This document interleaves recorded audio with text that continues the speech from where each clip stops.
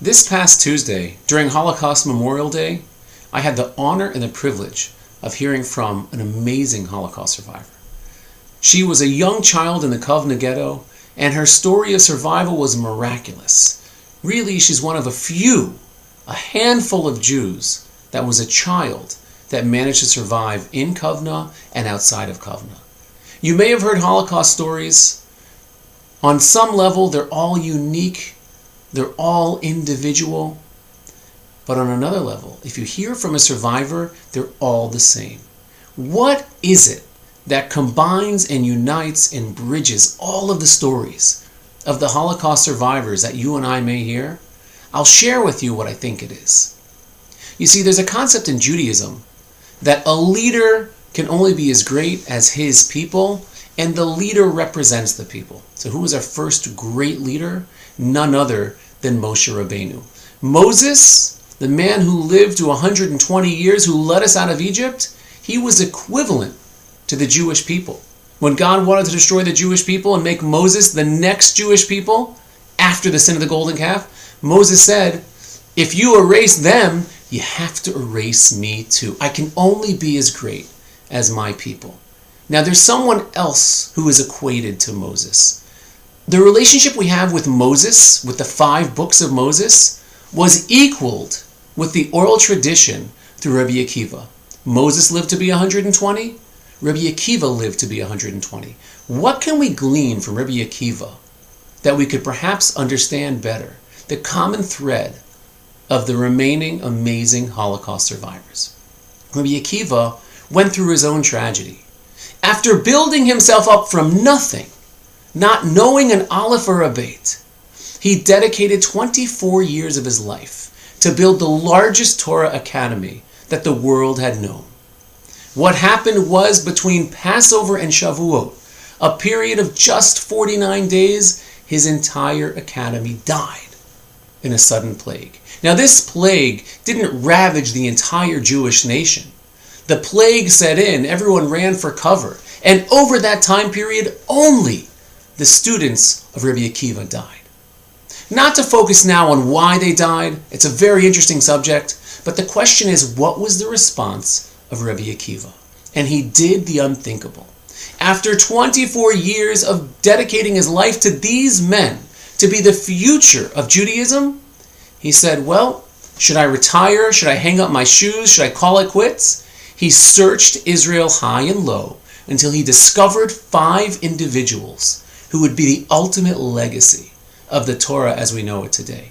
How did he get the strength? What was his secret?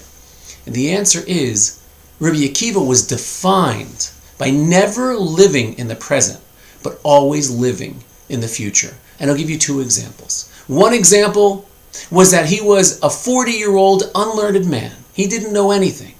And he stumbled across a brook where he saw a rock which had been penetrated after thousands of years of the waterfall hitting it again and again and again, that the water had bored a hole through the rock. And he's thinking, well, I could run tap water over a rock for 100 years and no impression will be made. The same way that no Torah can ever penetrate my thick skull. But when he saw this scene, he said, if water can ultimately penetrate a rock, then you know what? Maybe I also have a chance in understanding the profundity of the Torah. That's lesson number 1.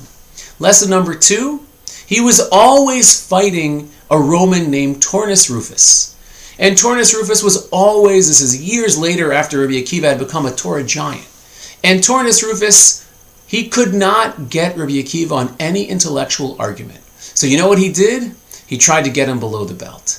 He said, if I can't get you spiritually, I'll try to get you physically. And he took his wife, the wife of Turnus Rufus, who was one of the most beautiful women of the time, and said, try to seduce Rabbi Akiva.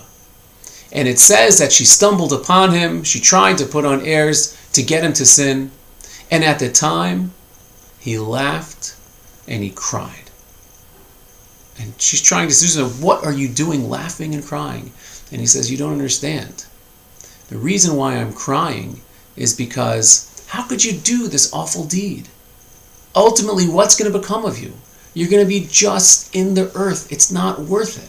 He laughed because he understood that ultimately Tornus Rufus would die. His wife would convert, and she would end up being his wife legitimately. But what's the idea? The idea is, instead of being caught up in the moment, he was living in the future. He always saw that future. When it came to the rock and the water, there's a future here. Don't just focus on the present. When it came to the wife of Tornus Rufus, I'm not getting caught up with your shenanigans now.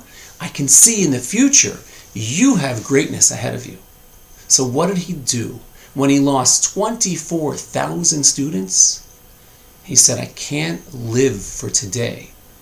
I have to live for tomorrow. And that, I think, is the common thread that I've found through all the years of hearing the miraculous and terrible stories of the survivors. They all say the same thing. There are miracles that got me out, absolutely. But when all was said and done, and when the dust had settled, and when I lost this father and this mother and this cousin and that best friend, what I had to do was to pick myself up and build a better future. That's the message we have from Rabbi Akiva. During the days of mourning of Sfiras HaOmer, we don't only celebrate the death of the destruction of his academy, we celebrate the survival and the optimism that Rabbi Akiva had. And that, I think, when we look back on the survivors who are willing to tell their story, it's not just about what they endured. It's about the fact that they were willing to rebuild.